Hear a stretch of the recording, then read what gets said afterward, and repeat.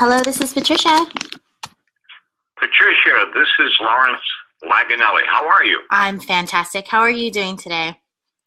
I am doing absolutely wonderful. How's the weather in California? For me, it's freezing, but I'm pretty sure the rest of the United States doesn't think so. Well, what's the temperature there? I think it's about 60s right now. That's beautiful weather. I know, it's cold for me. Patricia, I want to thank you very much. It's been a long time coming, but we made it. Yes, I know. I'm so sorry. Work has been pretty crazy for me, and I'm very much into volunteering and all of that other stuff. So that's probably why we haven't been able to connect. Well, that's fine, but we have the opportunity right now, and I really appreciate this. Yeah, tremendously. of course. You're a pretty active individual, aren't you? Yes, I am. Where do you get all of this energy?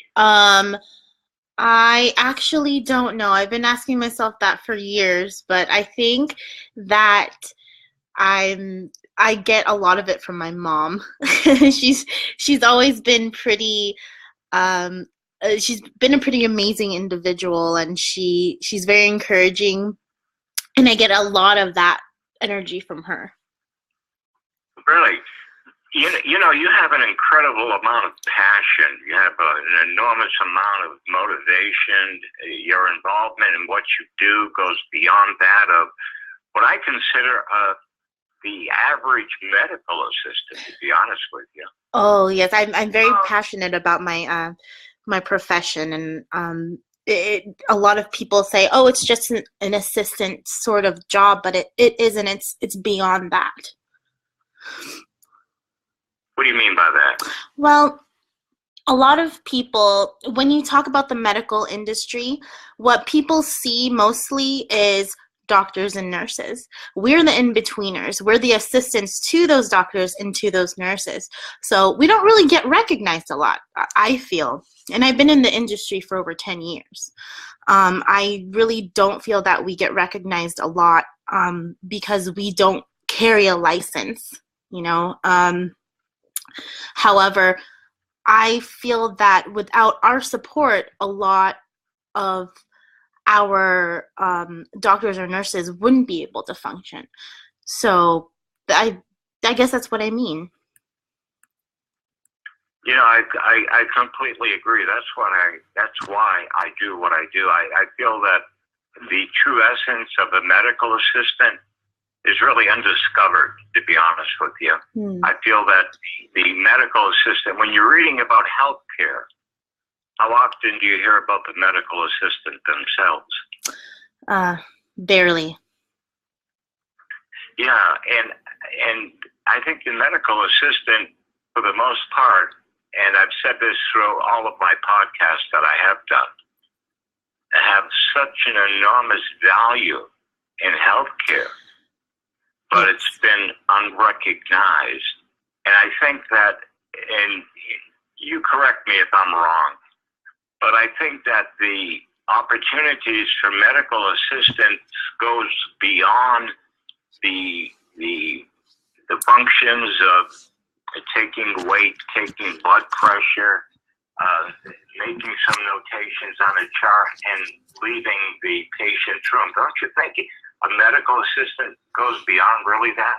Absolutely, absolutely. We are the first contact clinically, and a lot of the times we are the last because we are so heavy on the administrative side as well. The nurses and the doctor do so much footwork. However, we are in contact with the patients almost 100% of the time of their care. I had used to work in a cardiology specialty clinic, and we were only 2 nurses and 3 medical assistants, and I had been a specialty within a specialty. I worked with the cardiologist who specialized in pulmonary arterial hypertension, and she and I worked very closely together with these individuals. And, you know, my nurses, they worked on the side, but I was actually the main contact. I was the one who went through the trainings. I was the one who educated a lot of our patients. And I was a very important part to that team. And people don't really realize that a lot of the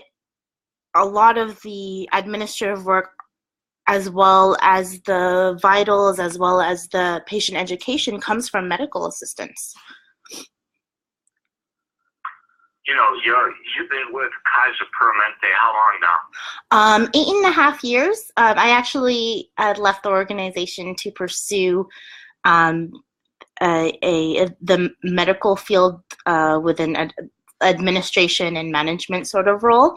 So as of right now, I'm no longer with Kaiser, but I was with them for almost 9 years. 9 years. Now, from what I understand, and correct me if I'm wrong, you began your whole career at a very early age, didn't you? I did, yeah. I started when I was 16, and I worked with, I first worked with a health clinic, a local health clinic in Fremont. And then I started from there. After that, I moved into women's health care, and I was working with pediatrics, and then our clinic got bought out by Kaiser, and that's how I ended up back into Kaiser. You know, you have quite a history, an unusually in-depth history of volunteering. Yes. Why? Why, Patricia? I think it is important to get involved with your community, especially as a medical assistant. I'm already very much involved in my patients' lives, and just hearing about certain things that people go through. Like I ended up volunteering at one point for the Tiburcio Vasquez Clinic nearby, because I heard of patients that were unable to afford immunizations, and I was a shot nurse. So I volunteered there because I connected with my community. And I believe in philanthropy, and I believe in giving back to the community. I started out, actually I was born in the Philippines, and my mother and I were really poor, and she worked very hard to get us what we needed. And I feel that I've always wanted to give back to my community. So I've done a lot of work with children, reading programs for Alameda County, and food service programs within Alameda County. And I'm just really passionate about community, and I love people. I can tell. You know, I want to go a little bit more into depth into your volunteering, especially when you were working as a passionate companion. But before I go into that, you mentioned that you and your mom came from the Philippines, and you were very poor. And how old were you when you came to the United States? I was 3 years old when I came to the U.S., and my mom had actually worked here in the U.S. 1 or 2 years prior to me arriving in the States. Now, you say that your mother has had a great influence on you, and obviously that influence came from what she personally experienced in the Philippines. Yes. Is that right? That's absolutely correct. Yeah, well, it's not just in the Philippines, but here in America. It's actually a really great subject to bring up, since everything's been going on, lately. It's a sense of patriotism that my mom had for America. She came here with nothing, and she was able to bring her children up in this in this beautiful country, with everything she was able to learn and to grow, with here. So she brought a lot of hope, and she took leaps of faith, and this is exactly what I'm trying to do with my life at the moment. You say she took leaps of faith? Yes, she definitely did. She came here on her own, all by herself. My grandfather actually passed away shortly after I was born, shortly before I was born, and my mom had nothing left. She wanted to make a good life for her children. She wanted to make a good life for herself. And so she left the Philippines, and with barely anything, she started working as, I believe it was Nordstrom, doing shoes, stocking. And then after that, she moved on into tech, and now she is a global program specialist.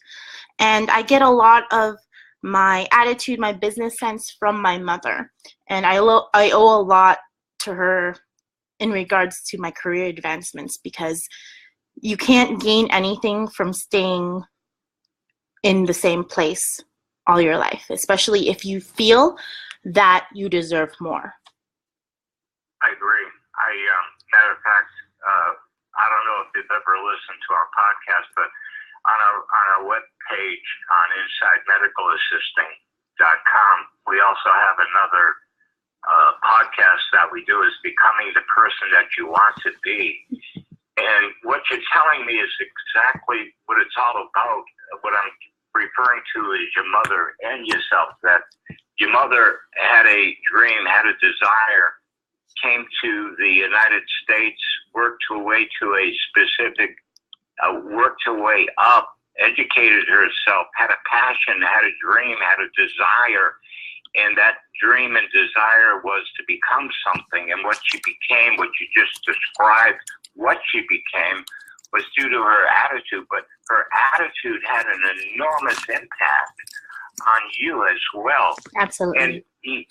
And you mentioned in your LinkedIn summary that you spent approximately 4 years as a compassionate companion. Yes. Can you give me some insight into that? So this program that I was in for a very long time, I actually spearheaded with a group of 2 people actually starting, and it was brought on by a nurse in Oregon who was very passionate about her patients, but she had left one of her patients' room one night to go to the bathroom. She came back and she found that her patient had died. Her patient ended up being alone and didn't have any family, and so she developed this beautiful program that helped her patients have somebody there within their last 48 hours of dying.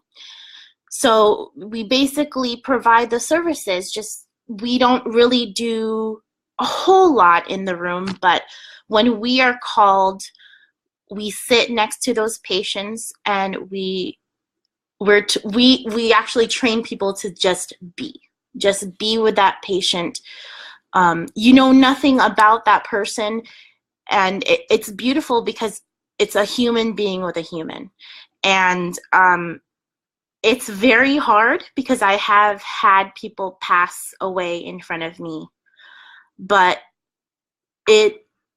you're just being there for them, without having to know them at all. You're being you're being with them, because when you're born, you're not born alone. So why die alone? So yeah. So Kaiser actually had that program within Alameda and Santa Clara County, and I jumped on board right away. I had just gotten on board with Kaiser in 2007, and I found out about the program. My grandmother had passed away not too long before that, about 2 or 3 years before that. I never got to say goodbye to her. And this was kind of just me trying to reconnect with that situation where I wasn't able to say goodbye to my grandmother, but just trying to be there for people when they need me, because we focus so much on a lot of the people within volunteerism, a lot of the people who need somebody in regards to like food services, tutoring, but we forget that there are people there who are unable to speak up for themselves, and this program gives the opportunity to be able to help those people in their last hours of need. You must have had some very extraordinary experiences. Do you mind sharing maybe one or two with me? Yeah, definitely. I think the one that stood out to me the most, we usually get a little bit of a background with the people that we're sitting with. This person, she had been in the hospital for a little over a month. The doctor called us and said, well, we're unable to contact any family. She has no family to speak of. And she was just admitted because we had found her on the street. So they tried to take care of her. It was nearing the holidays, and I had decided to go in and sit with her. At this point, a lot of our patients, they're alive, but they're not conscious. However, a lot of medical studies say that, you can talk to them, they understand you, they can hear you. So I spent a few hours talking to her and trying to tell her, who I am. And we're encouraged to read poems, or just basically put like very nice music on, hold the person's hand. This person actually didn't end up passing until the next day, and we were unable to get anybody to cover from my shift until 2:00 in the morning, which we usually encourage, if you can stay like at least an hour and a half, that would really help us because we don't have that many volunteers. I decided to stay until 12, until somebody was able to cover from 12 until we were able to get a full staff. So spending that much time with somebody, I had no clue of, you start to think, how I question my mortality, and I question everything in my life. You kind of have to, because you're there by yourself with this person. And I was thinking, is what I'm doing in my life, is it making a difference enough for me to be able to, impact my family, for them to know that if one day I end up in a bed, they want to seek me, they want to find me if I'm not talking to them. Am I making the right connections? And I have to stop myself once in a while and say, hey, this isn't about you, but it makes you think a great deal, and it humbles you in a way where you're faced with death as you're living, and that it's life isn't forever, and you try and hold on to what you have, but you also want to make sure that your family knows you love them. You want to make sure that you're accomplishing all the great things you want to in life. And which is why when you had commented earlier, you said, you're involved a great deal with so many things. And I think that even before that, I knew that life is fleeting, and we have to go and explore and do what we love, and just try and make the best of what we have. And that's why I decided to take my leap of faith and sort of break out of the wonderful organization that I had been before, because I know that I could have stayed there actually forever, because I almost hit like 10 years at Kaiser. However, I wanted to explore more of the other aspects of medical. And I want to experience life more. And I guess that's being with that person for quite some time. I definitely realized that I wasn't going to my full potential. But having said that, aside from my own personal thoughts, I was able to stay with this lovely person just before she passed. And I was the only one that was able to hold her hand and tell her, it's okay. You're I don't know you. I remember saying, I don't know you and you don't know me, but I care for you and I am here. And she had passed away, I believe, about 1 or 2 o'clock in the morning. So it is definitely a heavy but beautiful experience. And I'm so glad I was able to be a part of it for so long. Tell me, after she passed, you're walking out of the room, you're leaving. What was going through your mind? Whew.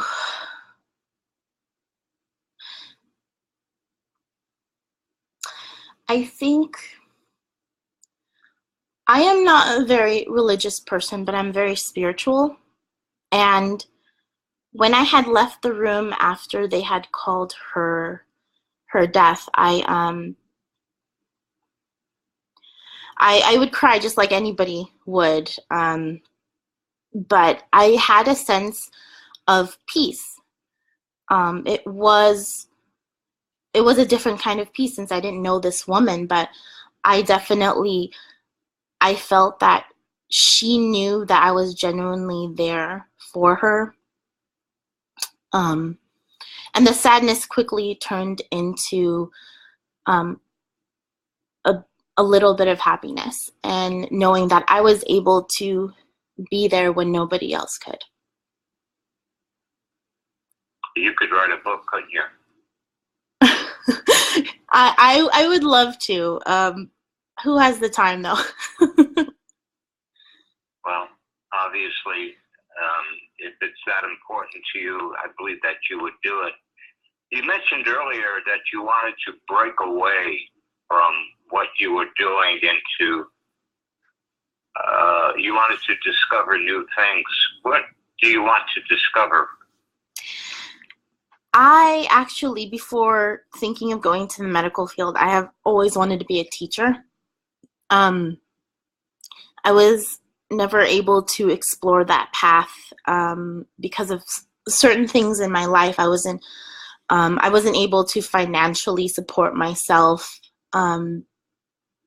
into going into like a 4-year college. So, which is why one of the reasons why I ended up in medical assisting, because I was still able to help people, still able to go into the field without having to commit to so much money. But I've always wanted to be a teacher, and I'm actually exploring possible teaching careers within the trade schools and the technical schools. And I've already had one interview, so hopefully I get into that. Aside from that, I actually love being an administrator. I like being able to get behind the scenes instead of hands-on with patients, because I love talking to them. I love helping them, just basically with all of the very confusing things in healthcare. So I was trying to look for a position within the health field for administration. And hopefully that pans out. You said that you were just interviewed. You said that you were just interviewed for a position as an instructor or a teacher. What type of position would that be? So within technical schools, a lot of the technical schools, you have one instructor, one basic instructor. You actually one or two, depending on what kind of degree you're wanting to pursue, or if you just want to do a certification, you usually stick with one instructor. However, if you're going to a degree, you also have another instructor who specializes in anatomy and physiology, and they're usually like doctors.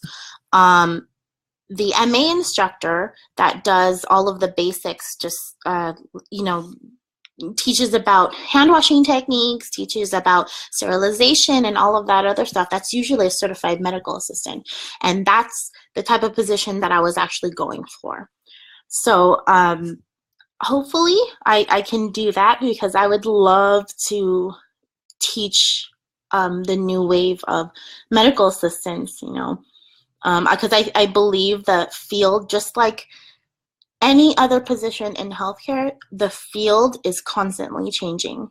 And a lot of the things that the doctors have to change, the nurses have to change, and in regards to healthcare, medical assistants don't get that. And I think I can bring that into being an instructor at a trade school. I agree with you. What you're telling me, and correct me if I'm mistaken, I'm just going to give you a paraphrase what you just said, is that you feel that currently in the education of a medical assistant, the education itself has not kept pace with current times in healthcare. Is that correct? I actually, yes, I completely agree with that.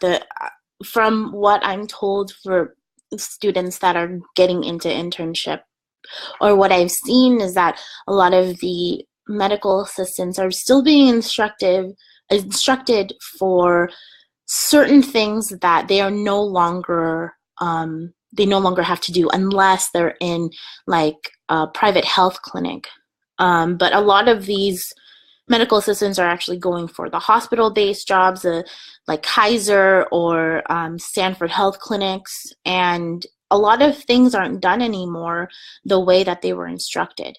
So I think I can actually help with that by bringing a fresh and current perspective of the medical field.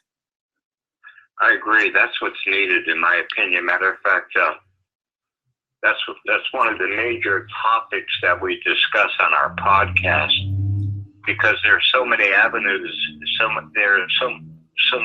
such a huge transition in healthcare right now in so many different areas, both clinically and administratively.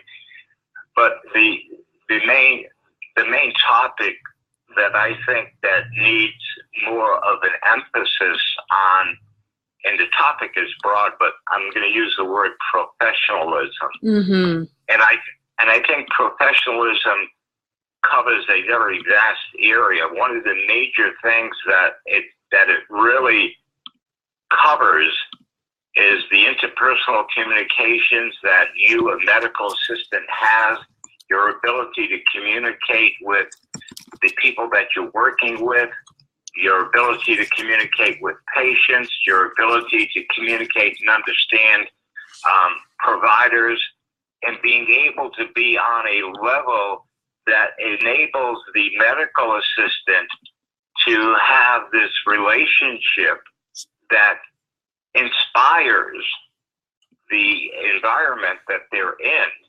And the only way that you can do that is you have to put an emphasis on that in the educational programs themselves. You yourself are, in my opinion, are a model. Oh, thank you. And I'm being serious now. I know you're a very humble person, but I'm being very serious, because everything that you have told me, everything, stems from one thing. You have a passion that goes beyond it goes beyond what a normal medical assistant does and feels and thinks, because your realization that you're here for a very short period of time on Earth, and you want to be able to do as much as you can possibly do to influence everything that you do in a positive way. Yeah, thank you. Yes. Yes, exactly. I think that a lot of people, I'm not bashing anybody trying to get into medical assisting, but I think the mindset of a lot of people actually nowadays with everything is that it's just a job.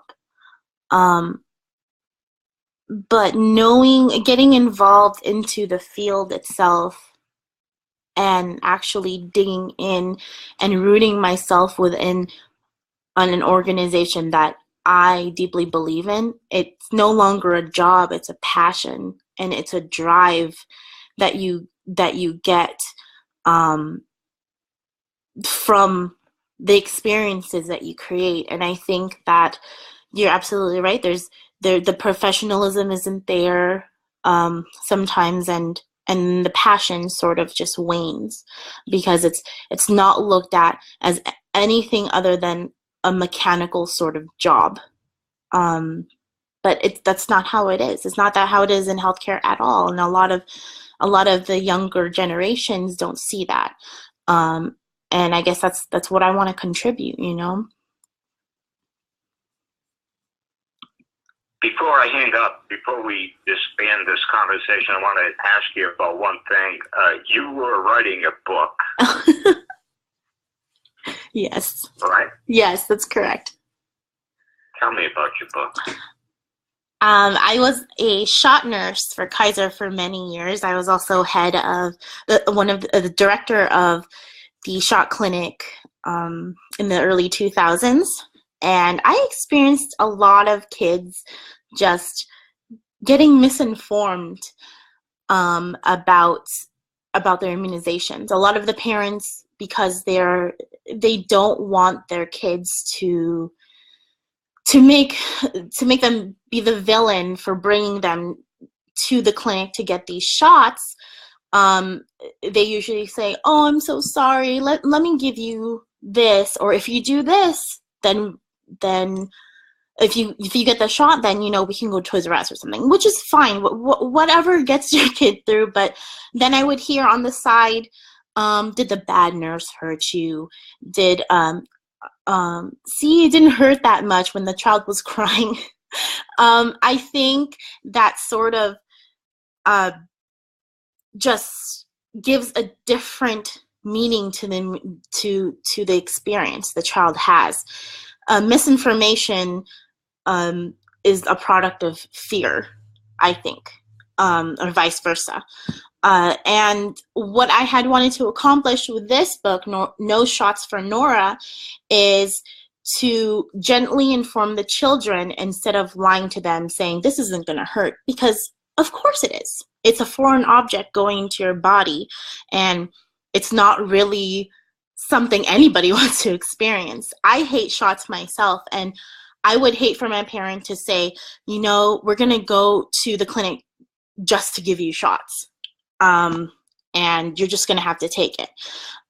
One of the objects of my book was not only to teach the children, but to teach the parents on how to interact with their child, because for the first 5 years, this is a huge thing that they have to go through. Immunizations are very important, and yes, I am an advocate for them. And for them to be able to grasp why it's done. And yes, it will hurt, but it's like everything else, like a scraped knee is actually one of the things that I compare it to. It's going to hurt, but it will get better. And that was sort of my objective to this. And I've been trying to write this for a very long time because I'm still doing my research, and I'm very calculating with my words, because I don't want it to be I don't want it to be a parent like running away with like, oh, you said it was okay, or, you know, what have you. So I've been talking to a lot of nurses, a lot of doctors over the years of their perspective on things. And I also have been trying to talk to kids, actually, what they think about immunizations.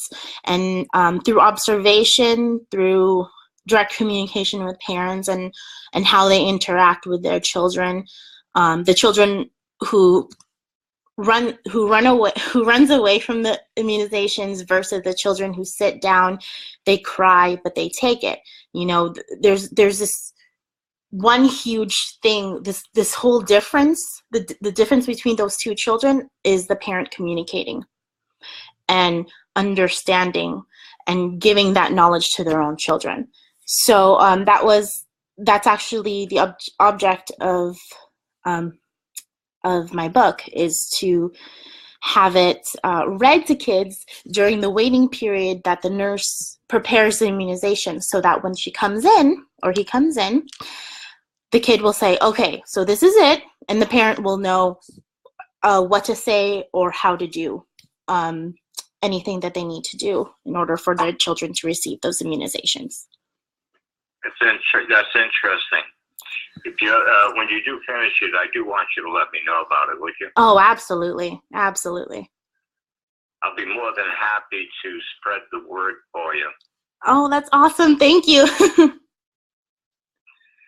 Listen, I want to thank you ever so much for talking with me. Any final words from your point of view regarding what you do, why you do what you do, or any advice that you want to give? Never stop learning. So many times I've heard from people, oh, I'm too old for this. I'm too old to go back to school. No, that's not true. That's not true. You can always learn, you can always expand your mind, and you can always learn to give more information, not only to yourself, but with people surrounding you, people with like minds. So never stop learning, never stop questioning. And that would be one of the best things I can give. I agree. Matter of fact, I'm a proponent of that. I believe that no matter how old you are, no matter how young you are, learning is the essence of life. Matter of fact, learning is life. Yes, absolutely agree.